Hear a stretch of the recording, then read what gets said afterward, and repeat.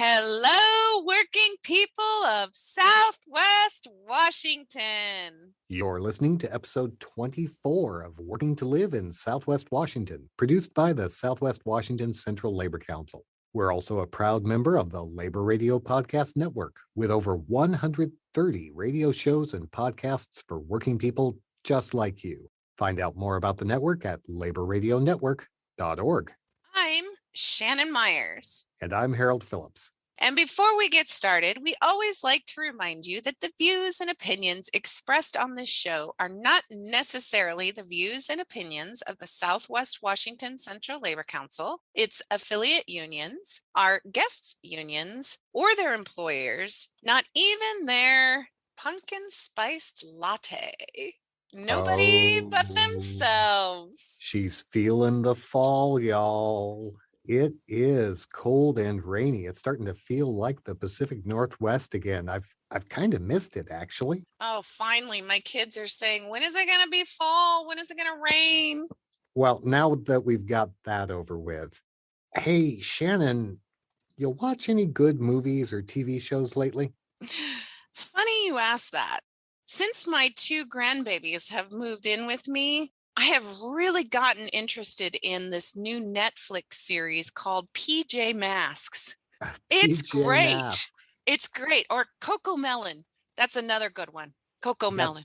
Got those songs stuck in your head? Oh my gosh, PJ Masks, woohoo! Yeah, I don't have a lot of time for myself, but I did realize on my DVR that a lot of my fall shows coming up are now saved. So that means people are working again and shows are coming online. Yeah, well, the thing we have to remember about those shows is that for every person you see on the screen, there are probably 5, 10, maybe 20 other people behind the scenes who make that show happen. People like grips, camera operators, makeup artists, prop masters. A lot of those people are represented by the International Alliance of Theatrical Stage Employees, or IATSE. And IATSE is taking a vote to go on strike right now. Well, it depends on when you're listening to this episode, but if you're listening to it the weekend of October 2nd, they're voting right now. But Harold, we're in Southwest Washington. Those people are in Hollywood.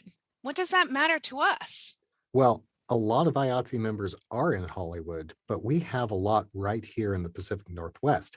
And this strike could have a big impact on them and on IATSE members all around the country. To tell us more about that, we're joined by IATSE Local 488 business agent, cdavid Cottrill. Thanks for joining us, cdavid. Hey, thanks, Harold. Thanks for having me. So as I just mentioned, IATSE is not just based in Hollywood, right? Correct. Yeah, we have in this current strike authorization vote, which you mentioned, we have not only the Hollywood locals, which is there are 13 of those and have members in Hollywood, but also those members work across the country under the basic agreement as well as under our area standards agreements. We have two contracts, the theatrical area standards agreement and the basic agreement, which are up for negotiations right now. And it's the same workers doing the same work, just in different areas of the country. So we have 23 locals across the country and Puerto Rico that manage the work outside of Hollywood. So we're talking about a total of around 60,000 workers doing this work or eligible to do this work that will possibly be on strike if a strike authorization vote goes through. So you said that there are Hollywood locals, but there's locals all across the country, right? How many IATSE members would you say work here in our beautiful Southwest Washington? We have a couple dozen members that actually live in Southwest Washington, but those workers generally come over to Portland to do the work and into Oregon because that's the production center. And they also travel over to Seattle when there's jobs there. Because our jurisdiction covers Oregon, Washington, Montana, and Idaho, our members are traveling a fair amount in general. But the work centers are primarily Spokane, Seattle, and Portland, with then some additional cities in Montana. So, a couple of dozen people here in our area, how are they going to be affected by, you called it a strike authorization? So the process has to play out. The negotiations broke down between the employers, which is the AMPTP, the Alliance of Motion Picture and Television Producers, and the IA said, you're not bargaining in good faith. Then our President Matt Loeb of the International Alliance of Theatrical Stage Employees, called on the General Executive Board of the IA to authorize him to call a strike authorization vote. And then what happens is we'll do the vote starting Friday through Sunday. And then depending on the results, and we hope to have a great result from our membership, the president would take that positive vote back to the producing group. And we hope that's enough leverage to get us back to the table. What you're saying is if the vote is in favor of striking, there might not be a strike? Yes, exactly. The whole goal of this effort is to, like I said, provide that leverage point where we could then take that power of the vote results back to our employers and say, we have 85% or 90% or even 100% of the members who are eligible and working under these contracts who will strike against you if you don't agree to go back to the table. I mean, what we've seen in these negotiations is something that, frankly, we've never seen in previous negotiations. We've had very smooth negotiations previously, but the increases in cost of living have not been acknowledged in recent contracts. And the rising cost of healthcare has also not been acknowledged. You know, the IA spent a lot of money and hired 3 different independent actuaries to look at specifically the healthcare increases over the next 3 years, and they will be at least 8% over each of the next 3 years. And our wages have traditionally been a 3% increase over every contract cycle. So we're asking for the wages to catch up, and we're asking for the healthcare contributions from the employers to keep up with the inflation.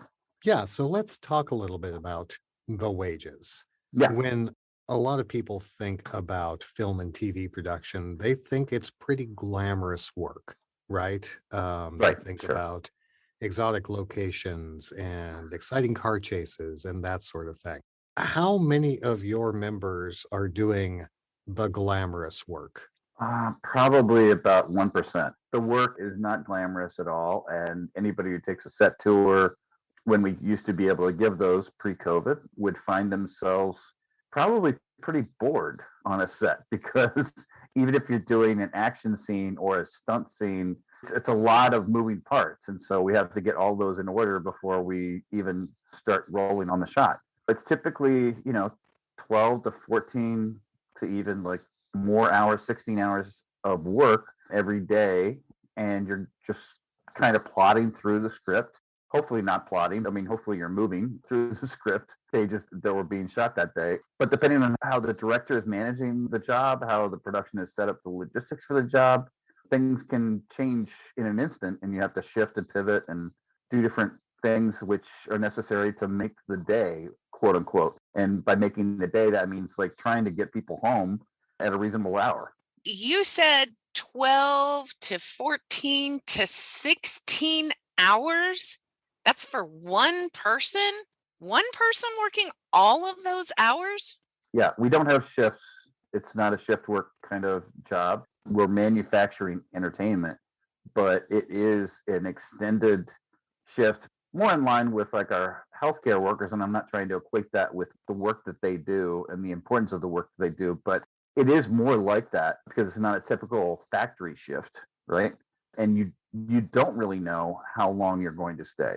That's one of the things that we're trying to address in this contract is getting the employers to recognize that we're willing to work the longer day. However, we believe that they have a responsibility to really do a better job in managing the day. And if the day is long, provide us with a hotel room if we need it, or a ride back home if we need it, or provide us with a turnaround, a rest period, which is adequate so that we can be with our families and go do the shopping for the week, or, go to a doctor appointment, all those things. When you talk about a turnaround, what generally are crew on sets looking at as a break between days? So a typical break in our contract is between 9 and 10 hours, but that is the time from when you're released from work. Then you have to drive home. Often our locations are distant or not right close by in the city. So, we're talking at least a minimum of half hour, if not an hour drive, um, both ways. And then you have to do all the other stuff that you have to do to live, right? So you have to go home, see your family, kiss your wife, kiss the baby, hold the baby, uh, all of the things that we expect to be able to do as a normal human being, and then sleep for an adequate amount of time. So the listeners can do the math in their head that your typical worker on an episodic or a motion picture is probably averaging around 5-6 hours of sleep. And we don't feel that's healthy. So we're trying to increase the amount of hours that people have to live. And then when you talk about a weekend, typically on an episodic, and when I say episodic, I mean like a TV show, you are starting out at 7 a.m. on a Monday, but by Friday, because of the rest periods that are required, you're not starting until 4 o'clock or 5 o'clock in the afternoon. And so you're doing what we call a Fraturday and working from 4 p.m. on a Friday to 4 a.m. on a Saturday. A Fraturday? That sounds great. Now, that little sleep can't be safe. No, it's not. And there's been some great work done around that with the AAA and with people in our industry. Mr. Wexler, director, DGA member, had a great documentary that he did called 12 Hours On, 12 Hours Off, which really highlighted this problem because it's everybody who's involved, from production assistants to even the drivers. The professional drivers have an opportunity on our jobs, the Teamsters, to sleep and nap during the day because they're the ones at the end of the night, they're going to move that whole production from one location to another. So they have required amounts of break. But that's what we're trying to address in this contract, is that our people don't have that. So people show up and they're working for 12, 14, 16 hours. And yes, the producers are required to offer them a room or a ride, but you can imagine like there's just a disconnect sometimes with a crew member. They're like, I just want to go home. I want to see my family for whatever time I can. So they choose to drive themselves. And that's where the danger lies, because they may not be in shape to drive. They are so, exhausted, especially towards the end of the week, that, we don't know what's going to happen. And we do know what does happen when those things go really wrong, because we have the reports, of people driving off the road. And aside from driving home from work, Yeah, a film or TV set can be a pretty dangerous place on its own, right? I myself have exactly. been on set. There are cranes, there are tracks, there are electrical cables all over.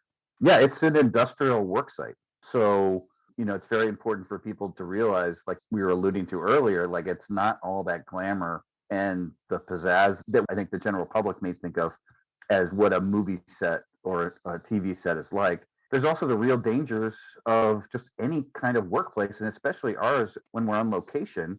We're not in a traditional 4x4, four walls kind of building always. We're out in the wilderness, especially because people come to Oregon to film our landscape, right? So we're out there, day or night, as we experienced on Grimm when I was on there as our assistant prop master for 6 years. I mean, we were always out on location. We had stage spaces, but consistently we were on location at night or at weird hours, and everybody's wearing headlamps and trying to navigate the terrain, which is not made for our production, right? I mean, we're just dealing with the existing terrain. So that lack of sleep must make staying safe in that kind of environment even more difficult. Yes, absolutely. The lack of sleep towards the end of the week, as I said, when you're doing that sort of progressive sloping down of start times at the beginning of the day from 7 a.m. on Monday to 4 p.m. on Friday, you can imagine, that continuous grind, especially if you're doing it for multiple seasons, multiple years, becomes a danger. You become a danger to yourself. So we just really have to do the extra cautionary things to make sure that each other are being safe and watch out for the job hazards, which in a normal factory environment, you wouldn't have to watch out for it. So these all seem like pretty basic workplace protections that we're talking about here. You're talking about a living wage. You're talking about health care. You're talking about being able to get enough sleep to be safe. What kind of employers are having a hard time providing this? Yeah, I mean, are we talking about the stereotypical independent filmmaker who's sold their car and gone into debt in order to make their movie that they hope is going to hit at Sundance? Do these people just not have the money? Now, Harold, I wish that were who we were talking about because, you and I have had many conversations and worked together to support that independent film market because it's a necessary part of our ecosystem. But no, we're not talking about those people. We're talking about Netflix. We're talking about Amazon. We're talking about Walt Disney, MGM, Warner Brothers. We're talking about the multi-billion-dollar corporations that run our entertainment production. These people have the money. They have the strategic ability to plan the workflow so that it does not negatively impact workers. And yet, for some reason, we're at this impasse in these contract negotiations where they're not realizing reality. They don't just have the money, they have a ton more money. I mean, during the pandemic, what did we all do? We all sat around. We all watched Netflix. We all watched movies. We all started streaming all of these different networks. Heck, we even watched brand new movies that came out for an additional cost. Exactly. I mean, that's the frustrating part, I think, where we find ourselves is that we did a lot of work even before the international unions and guilds came together for protocols to get us back to work in COVID. We in Oregon and in Southwest Washington worked together with the stakeholders in the industry to make sure that we had protocols in place that would get us back to work as soon as possible, right? We made sure that if we were going back to work, we're going to be safe. And then that was followed by the international unions and guilds coming up with protocols collectively, SAG-AFTRA, and IATSE, and the Teamsters and the DGA coming together and standing shoulder to shoulder to do the return to work agreements. And so that's what's really frustrating is we have proven that we are honest and good partners with our employers in trying to make their work happen and continue their work and get that content back out there as soon And as make possible. them a lot of money. Haven't their And profits make them gone up? a lot of money. Right, exactly. And so that's what's really, to me, the most disappointing thing about these negotiations is that not only are they bargaining in bad faith with the particulars of this agreement, but they're not even acknowledging the work that we did along with SAG-AFTRA and DGA and the Teamsters to get their companies back up and running and get their profit streams going. So IATSE is taking a vote to see whether the members are going to authorize the union to possibly go on strike. If this strike actually happens, what happens then? Do TV screens go blank? Do the theaters shut down? Well, it's going to be interesting, right? Because there is a certain amount of content already banked, in the can, as we say in the industry, back from when we used film and put actually film into cans to store. So there is a certain amount of content that is, in that bank that they could still release, but your traditional series that you watch on Hulu or Netflix or whatever drops every week or every other week, depending on what the network is. And each episode takes probably a month, I would say, to go through the complete process of photography to editing and everything they need to do with it. So you're seeing it 4 weeks or so after it was done. If you just extrapolate that out, then you're going to run out at some point, right? And the other thing is we're concerned that those mega media corporations will start to pump in more of their offshored work, their foreign work that was not under a union contract and try to put that into the mix to replace the American-made manufactured work done by union workers here. So yeah, especially the streamers, they yes, seem to be bringing a lot of foreign programming into their networks, right? yeah, and not all of that should be seen in a negative light because a lot of our projects will have an international footprint and they'll still maintain the union contracts from back here when they go over there. the producers acknowledge the contract and they maintain the contract when they go overseas. So, as you've mentioned before, you have people here in Southwest Washington who are IATSE members, but they end up going to Portland or they end up going to Spokane, which happens in a lot of our jobs, unfortunately. So, why don't we have more production here in Southwest Washington? Well, I think that it is about engagement with the politicians over there.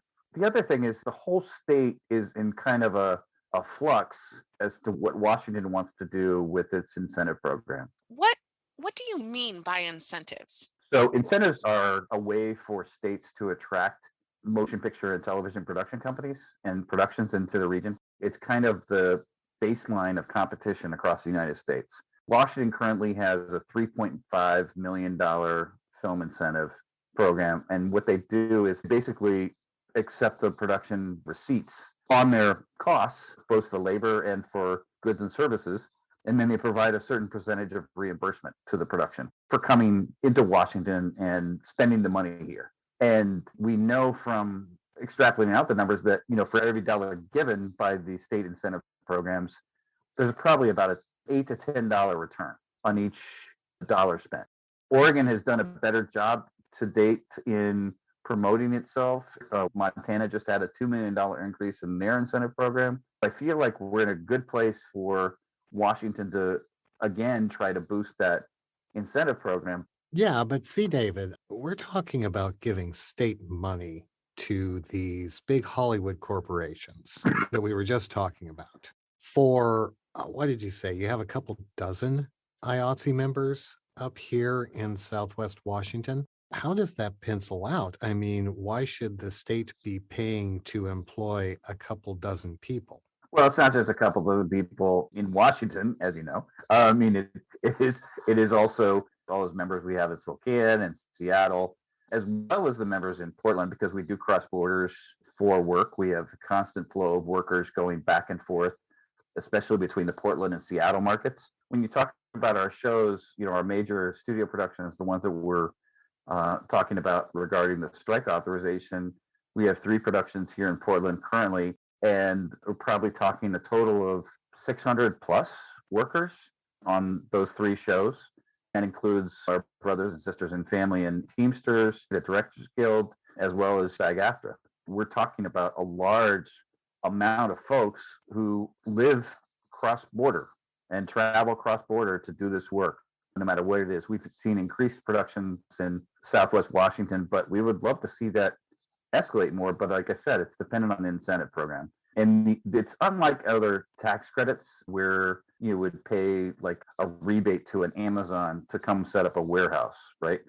Because there are contingencies built into our tax credit system in both Washington and Oregon, which specify that the work needs to be done by people in those states. So it's state residents and it's going to building jobs for state residents, unlike Amazon's deals, which are only based on whatever, conversation they had with a politician. Ours are based on actual hard qualifications that those companies need to meet. And one of the most important things is employing production companies that are based in Washington and employees that are based in Washington. And that $10 multiplier comes into effect too. Each one of those Washington residents that gets employed is going to spend that money at their local businesses. Absolutely. These are taxpayers we're talking about. These are homeowners. These are renters. These are people who have families. And so they're spending them just like everybody else spends money. They're going to, their local grocery store. They're going to their local pharmacist. They're going to the doctor. And they're also paying into their real estate taxes. They're taxpayers. Well, see, David, I know your time is limited. If our listeners want to support IATSE in these negotiations with the producers, what can they do?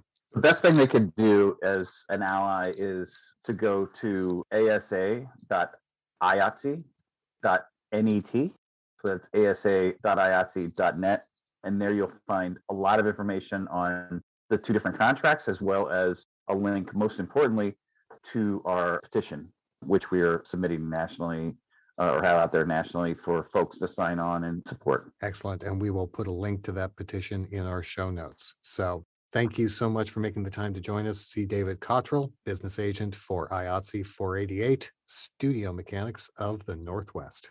And thank you, working people, for joining us on another episode of Working to Live in Southwest Washington, produced by the Southwest Washington Central Labor Council. You know, Harold, you're never going to go on strike. And I'll tell you why, because we believe in a worker's right to have dignity and a voice in the workplace. And that is why we always have this podcast under a SAG-AFTRA collective bargaining agreement. So about that raise that I've been needing for a while, are you saying we can sit down and start bargaining? Absolutely. Let's talk about it. I'll hold you to that. Let's talk to the e-board. Remember, working people, this is your show. We want to know what you want to hear on it. Email us at podcast@swwaclc.org or find us on Facebook, Instagram, and Twitter at SWWACLC. And as always, don't forget to subscribe to the show. And that way you can get automatically reminded when our new episodes come up. And pass it on to your friends and family so that they can also learn about what's going on with working people in Southwest Washington. And after you pass that link on, give us 5 stars or put the camera on the dolly track or rack focus or whatever your podcast platform of choice gives you to let people know you like what we're doing here. One last thing, folks. We've seen a lot of working people standing up for themselves lately. We saw bakers at Frito-Lay and Nabisco standing up against huge snack companies. We've seen healthcare workers standing up against hospital systems controlled by hedge funds. And now we're seeing rank and file crew members standing up against these huge multinational producers to say we deserve a living wage. We deserve to be safe in our workplace. We are living in a moment. I don't know if it's because of what we've just been through with COVID or because a lot of people had to stay home and they started thinking about their work lives, but more and more people are looking at their workplace and they're saying, you know what? We deserve better. We deserve to be treated fairly. We deserve to be able to pay our bills and go home and spend time with our families. I have been talking about work-life balance on this show for quite some time. And this is another example of people fighting for a work-life balance. You should be able to work and go home and make enough money to where you have food on the table and a roof over your head. And unfortunately, things are getting more and more and more expensive. And the wages are not keeping up with all of these expenses. And if Disney and Netflix and other huge multi-million billion-dollar companies are making extra profit off of this pandemic, they should be able to share that with the workers who are making that possible.